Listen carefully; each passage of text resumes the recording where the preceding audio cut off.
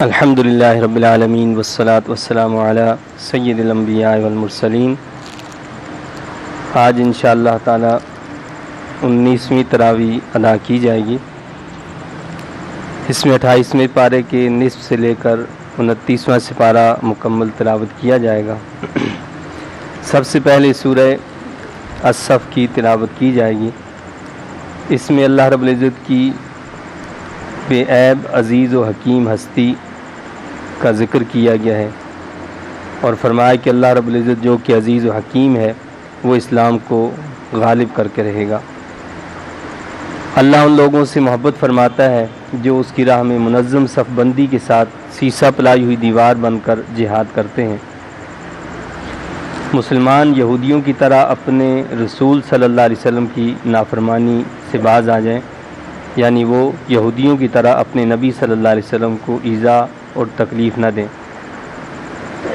غلبہ اسلام کی بشارت دی گئی ہے اور بتایا گیا کہ مسلمان بھی حضرت عیسیٰ علیہ السلام کے مخلص حواریوں کی طرح انصار اللہ یعنی اللہ کے مددگار بن جائیں تو تائید الہی سے کافروں پر غالب آ سکتے ہیں۔ پھر سورہ الجمعہ کی ابتدا ہوتی ہے۔ اس میں بعثت رسول اللہ صلی اللہ علیہ وسلم کا مقصد اور وہ بتایا یہ گیا ہے کہ وہ انسانوں کا تزکیہ کرنا ہے۔ یہودیوں کے غرور علم و نسب اور آخرت کی بے خوفی پر سخت تنقید کی گئی ہے، اور ان کی مثال ان گدھوں کی طرح دی گئی ہے کہ جن کی پیٹھ پر کتابیں لدی ہوں، یعنی گدھے کی پیٹھ پر اگر کتابیں لدی ہوں تو اس سے گدھے کو کوئی فائدہ نہیں ہو سکتا۔ مقصد یہ ہے کہ اسی طرح یہ لوگ بھی کتابیں رکھنے کے باوجود، کتابوں کا علم رکھنے کے باوجود اس سے استفادہ حاصل نہیں کر رہے۔ مسلمانوں کو ہدایت کی گئی ہے کہ ہفتہ وار عبادت جمعہ کے احکام کا خاص خیال رکھیں اور جمعے کے ساتھ وہ سلوک نہ کریں جو یہودیوں نے سبت یعنی ہفتے کے ساتھ کیا تھا۔ مسلمان تجارت چھوڑ کر ذکر اللہ کی طرف دوڑیں اور نماز سے فراغت کے بعد فضل اللہ تلاش کریں، یعنی اللہ کا رزق تلاش کریں، اور اس کے بعد دوبارہ ذکر اللہ میں مشغول ہو جائیں۔ تو یہ اللہ تعالیٰ نے خصوصی طور پر یہاں پر حکم فرمایا ہے کہ پہلے ذکر اللہ اور پھر فضل اللہ، یعنی پھر اللہ کی جو ہے رزق تلاش کیا جائے، اللہ کا فضل تلاش کیا جائے، اور پھر وہاں پر بھی حکم دیا کہ اس کے بعد دوبارہ ذکر اللہ میں مشغول ہو جائیں۔ اس کے بعد سورہ المنافقون شروع ہوتی ہے۔ اس صورت میں بتایا گیا ہے کہ اسلامی ریاست کے استحکام اور جہاد کی کامیابی کے لیے منافقت سے بچنا، اللہ کو کثرت سے یاد کرنا اور دنیا سے بے رغبتی کا مظاہرہ کرتے ہوئے دل کھول کر اللہ کی راہ میں انفاق یعنی اللہ کی راہ میں خرچ کرنا ضروری ہے۔ سورہ تغابن شروع ہوتی ہے۔ پچھلی صورت میں چونکہ انفاق کی ترغیب دی ہے، اس صورت میں بتایا گیا کہ جہاد کی کامیابی کے لیے فوجی اور عسکری کارروائیوں سے پہلے ریاست کا معاشی اور اقتصادی طور پر مستحکم ہونا نہایت ہی ضروری ہے، اور یہ صرف مسلمانوں کے فیاضانہ انفاق ہی سے ممکن ہو سکتا ہے۔ تو یعنی کسی بھی ریاست، کسی بھی اسٹیٹ کی کامیابی کی ضمانت یہ ہے کہ اس ملک کی معیشت جو ہے وہ مضبوط ہونی چاہیے۔ جس ملک کی معیشت تباہ ہو جائے وہ عسکری طور پر بھی تباہ ہو جاتا ہے اور وہ کسی میدان میں بھی آگے نہیں بڑھ سکتا۔ تو لہٰذا یہ نہایت ہی فکر کا مقام ہے کہ جس اسٹیج پر اس وقت ہم بیٹھے ہیں، ہمارا ملک بیٹھا ہے، وہ نہایت ہی خطرناک ہے۔ اللہ تعالی ہمیں اس بات کی توفیق دے کہ ہم اپنے ملک کی حفاظت کے لیے، اپنے ملک کے لیے انفاق کریں، تاکہ ہمارا ملک جو ہے وہ دوسری قوتوں کے سامنے، اسلام دشمن قوتوں کے سامنے جو ہے وہ سیسہ پلائی ہوئی دیوار بن سکے۔ اس کے بعد سورہ الطلاق شروع ہوتی ہے۔ اس سے پچھلی صورت میں آخرت کی ہار جیت کے امتحان میں کامیابی کے لیے ایمان لانے اور اسلامی ریاست کے استحکام کے لیے دل کھول کر انفاق کرنے کی ہدایت دی گئی تھی۔ اس صورت میں بتایا گیا ہے کہ اسلامی معاشرے کے استحکام کے لیے آئلی یعنی ازدواجی محاذ پر بھی کتاب و سنت کی مخلصانہ پیروی کرنا ضروری اور لازمی ہے۔ نیز بتایا یہ گیا ہے کہ بیوی سے نفرت کی صورت میں بھی حدود الہی کی پاسداری ضروری ہے۔ اور پھر بتایا کہ واللائی یئسن من المحیض من نسائکم ان ارتبتم فعدتہن ثلاثۃ اشہر واللائی لم یحضن۔ یہ وہ ایک اہم نص ہے،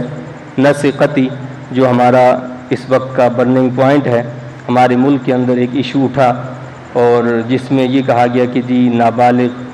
کے نکاح کے حوالے سے قرآن کا یہ واضح اور دو ٹوک فیصلہ جو اللہ نے یہاں سورہ الطلاق کے اندر بیان کیا ہے، یہ سورہ طلاق کی آیت نمبر 4 ہے، جس میں واضح یہ فرمایا اللہ نے کہ واللائی یئسن من المحیض، یعنی وہ طلاق یافتہ عورتیں جو مینسز سے جو ہیں مایوس ہو چکی ہوں، یعنی جن کو اب مینسز نہ آتے ہوں، من نسائکم، تمہاری عورتوں میں سے، تو فعدتہن ثلاثۃ اشہر، تو اللہ نے بتایا کہ ان کی عدت جو ہے وہ 3 مہینے ہیں۔ اگلی بات فرمائی کہ واللائی لم یحضن، اور وہ عورتیں کہ جن کو ابھی مینسز نہیں آتے۔ آپ بتائیے کہ جن کو مینسز نہیں آتے تو اس کا کیا مطلب ہے؟ یعنی وہ ابھی بالغ نہیں ہے۔ تو قرآن نے تو دو ٹوک فیصلہ سنایا ہے، اور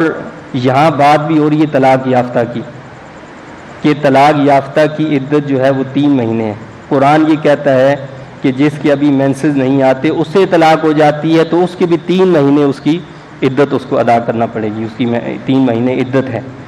تو یہ ایک نص قطعی ہے، یعنی قرآن کا کھلا اور واضح دو ٹوک فیصلہ ہے۔ اب ٹھیک ہے، اسلام کسی ایسی چیز کی اجازت نہیں دیتا ہے کہ کہیں پر کوئی جبر ہو، کوئی زور زبردستی، اس کی تو ویسے بھی اجازت نہیں ہے۔ اگر کہیں پر کوئی ایسا معاملہ ہوتا ہے تو اس کے لیے کوئی قانون سازی کی جا سکتی ہے، لیکن مطلقاً یہ حکم لگا دینا کہ جی 18 سال سے کم یا 18 سال تک جو ہے وہ کوئی شادی نہیں کر سکتا، تو یہ تو ایک اسلام کے کھلے قانون کی خلاف ورزی ہے، اور یہ ایک ایسا قانون ہے جو اختلافی قانون بھی نہیں ہے، جس پر پوری امت مسلمہ متفق اور متحد ہے، اور جس کے بارے میں اللہ نے واضح احکامات دیے ہیں۔ تو اب یہاں پر کسی دوسری ہستی کو پیش کر دینا یا یہ کہنا جی فلاں نے اس پر یہ کہا تھا، تو وہ ہمارے سامنے کوئی حیثیت نہیں رکھتی ہے۔ ہمارے پاس جو حیثیت رکھنے والی چیز ہے وہ قرآن اور سنت ہے، یعنی نقل ہے۔ قرآن و سنت سے جو چیز ثابت ہو جائے تو قرآن و سنت کے مقابلے میں کسی دوسرے کا عمل یا کسی دوسرے کا قول، کسی دوسرے کا فعل وہ ہماری دلیل نہیں بن سکتا۔ آگے اللہ تعالیٰ نے بتایا ہے، یہ سورہ تحریم شروع ہوتی ہے، چونکہ سورہ طلاق میں بیوی سے ناچاکی کی صورت میں بھی حدود اللہ کی پاسداری کا حکم تھا۔ اب اس صورت میں اللہ تعالیٰ نے بیوی سے شدید محبت کی صورت میں بھی حدود اللہ کی پاسداری کا حکم دیا ہے، جس کا اشارہ تبتغی مرضات ازواجک سے اللہ نے دیا ہے، یعنی اپنی بیویوں کی مرضی چاہنے کے لیے حضور انور صلی اللہ علیہ وسلم نے اپنے لیے شہد کو ممنوع قرار دیا تھا کہ میں شہد استعمال نہیں کروں گا۔ تو اللہ تعالیٰ نے اس پر جو ہے قرآن پاک کی آیات نازل فرمائیں کہ جس چیز کو اللہ نے آپ کے لیے حلال کی ہے تو آپ کیا ازواج مطہرات کی خوشنودی کے لیے ایسا کر رہے ہیں؟ تو اللہ تعالیٰ نے یہاں یہ حکم دیا ہے کہ ازواج کی، بیویوں کی محبت میں حدود اللہ کی پاسداری وہاں پر بھی پھر لازم ہے۔ اور آگے بتایا کہ قو انفسکم واہلیکم نارا، ان الفاظ سے فکر آخرت اور عذاب دوزخ کے تصور سے مسلمانوں کو اپنی ذات اور اپنے زیر کفالت افراد کے بارے میں متفکر ہونے کی ہدایت دی گئی ہے، یعنی تم اپنے آپ کو بھی بچاؤ، قو انفسکم واہلیکم نارا، اور اپنے گھر والوں کو بھی آگ سے بچاؤ۔ یعنی نہ صرف یہ کہ آپ نے اپنے آپ کو آگ سے بچانا ہے، اللہ کی عبادت کرنی ہے، اللہ کے احکامات کی تعمیل کرنی ہے، اللہ کے بتائے ہوئے حقوق کو ادا کرنا ہے۔ اللہ کیا فرماتا ہے کہ وَأَهْلِيكُمْ، اور اپنے گھر والوں کو بھی، آپ کے زیر کفالت جتنے لوگ ہیں، آپ کی نگرانی میں جو لوگ ہیں، ان سب کو بھی آگ سے بچانا یہ ہماری ذمہ داری ہے، یہ ہمارا فرض ہے کہ ہم ان کو آگ سے بچائیں اور جنت کا راستہ ان کے لیے جو ہے وہ آسان کریں۔ پھر آگے اللہ تعالیٰ نے توبۃ النصوح کا ذکر فرمایا، یعنی سچی توبہ کی دعوت دی ہے۔ اب سچی توبہ کیا ہوتی ہے؟ کہ جس میں پچھلے گناہوں پر ندامت، آئندہ یعنی دوبارہ گناہوں کو نہ کرنے کا عزم، جس کا حق مارا ہو اس کا حق واپس کر کے اس کے نقصان کی تلافی کر کے اللہ سے مغفرت کی درخواست کرنا، یہ ہوتی ہے توبۃ النصوح۔ یعنی سچی توبہ انسان کرے اس سے جو غلطیاں ہوئیں، اس سے جو گناہ ہوئے، تو اللہ تعالیٰ نے ایسے لوگوں کے لیے خوشخبری سنائی ہے کہ ان کے لیے جنات ہوں گی اور جنت کی نعمتیں ہوں گی، رسول اللہ صلی اللہ علیہ وسلم کی معیت نصیب ہوگی، اور وہاں ایک خاص نور جو ہے وہ عطا کیا جائے گا۔ اس کے بعد جو ہے سورہ الملک پارہ نمبر 29 شروع ہوتا ہے۔ رب کائنات نے دعوت توحید دی ہے اور مقصد تخلیق انسانی بتایا کہ لیبلوکم ایکم احسن عملا، یعنی انسان کو پیدا اسی لیے کیا گیا ہے تاکہ تمہیں آزمایا جائے کہ تم میں اچھا عمل کون کرتا ہے۔ کہ دنیا کے اندر جہاں پر بھی آپ دیکھیں کہ اللہ کے نبی تشریف لائے تو وہاں کوئی ایسا معاشرہ نہیں تھا کہ وہ نیک صالحین لوگوں کا کوئی معاشرہ تھا جہاں اللہ نے اپنے نبیوں کو بھیجا، بلکہ وہ معاشرہ ہی ایسا تھا کہ جہاں برائیاں تھیں، جہاں بدکاری تھی، جہاں برے اعمال ہوتے تھے، تو اللہ نے نبیوں کو بھیجا اس لیے کہ وہ ان کی اصلاح کریں۔ تو اسی ماحول کے اندر، اسی معاشرے کے اندر رہ کر اللہ کے نبیوں نے دعوت دی اور اللہ کے احکامات پر خود عمل کر کے دکھایا۔ تو ہمیں بھی اللہ تعالیٰ نے یہاں یہی بتایا ہے، یہی بات بتائی کہ لیبلوکم ایکم احسن عملا، اللہ نے تمہیں پیدا اسی لیے کیا ہے، انسان کو زندگی اسی لیے دی ہے، موت اسی لیے پیدا کی ہے تاکہ انسان کی آزمائش ہو کہ ان میں سے کون اچھا عمل کرنے والا ہے۔ جزا و سزا کی تاریخی دلیل اور توحید کی آفاقی دلائل، کافروں کے لیے تخویف قیامت کا ذکر کیا گیا ہے، ایمان والے خاشعین کے لیے مغفرت اور اجر کبیر کا وعدہ بھی فرمایا گیا ہے۔ اس کے بعد سورہ القلم شروع ہوتی ہے، اس میں دعوت اسلام کو مسترد کرنے والی کافر قیادت کی اطاعت سے روکا گیا ہے، صالح قیادت کے اوصاف بتائے گئے ہیں، کافر و فاسق قیادت کی اخلاق اور اوصاف بتائے گئے ہیں، قریش کی ناشکری جو قیادت تھی اس کے سامنے فاسق و فاجر باغ والوں کا قصہ بیان کیا ہے، یعنی ایک فاسق و فاجر ایسے لوگ جن کو اللہ تعالیٰ نے دنیاوی نعمتوں سے مالا مال کیا تھا، ایک باغ عطا فرمایا تھا، ان کا قصہ بتایا کہ باغ والوں کی طرح قریش بھی آزمائش میں ہیں۔ باغ والے بڑے بخیل اور مادہ پرست لوگ تھے،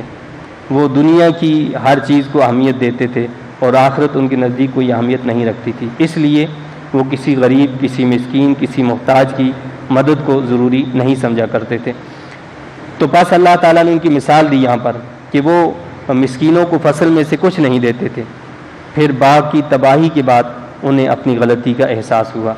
یعنی پھر اللہ تعالیٰ نے جب ان کے باغ کو، یعنی باغ سے آپ سمجھ لیں کہ جو اس کا مال ہے، جو اس کی دولت ہے، جو اس کا کمائی کا ذریعہ ہے، اللہ نے اس کو تباہ اور برباد کر دیا۔ انسان کی زندگی اور معیشت کا جس چیز پر انحصار ہو اور جس پر وہ اپنی ضروریات کو پورا کرتا ہو، اگر وہ سارا کچھ تباہ اور برباد کر دیا جائے تو اس شخص کا کیا عالم ہوگا۔ تو اللہ نے یہاں مثال دی ہے کہ جب ان کا سب کچھ تباہ کر دیا گیا، ان کا مال اور دولت چھین لیا گیا، تب ان کو اس بات کا احساس ہوا کہ ہم غلطی پر تھے، ہمیں محتاجوں کی مدد کرنی چاہیے تھی، ہمیں مسکینوں کی مدد کرنی چاہیے تھی، لیکن بعد والے پچھتاوے سے کوئی فائدہ نہیں ہو سکتا۔ اور پھر متقین کا انجام بھی بتایا ہے۔ اللہ تعالیٰ سے دعا التجا ہے کہ اللہ تعالیٰ ہمیں ان تعلیمات کی سمجھ عطا فرمائے اور سمجھ کر ان تعلیمات کے مطابق عمل کی توفیق عطا فرمائے۔ آمین۔ وآخر دعوانا الحمد للہ رب العالمین۔